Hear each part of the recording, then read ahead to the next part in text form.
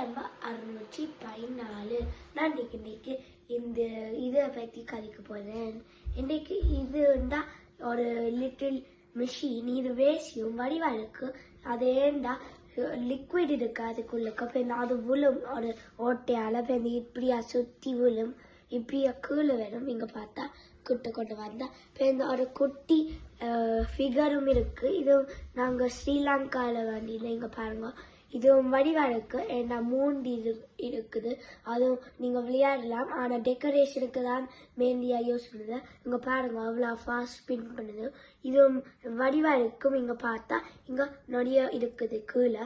இதுவும் இந்த அக்காண்ட நாங்க டெக்கரேஷனா வைக்குது. ஏன்னா இது நல்ல பாதுகாப்பானும். ஏன்னா இது கிளாஸ் ஈஸிலியா ஒடியும். இப்போ நீங்க பார்த்தா லிக்விட் எல்லாம் விழும் அந்த இதுக்கு கீழே.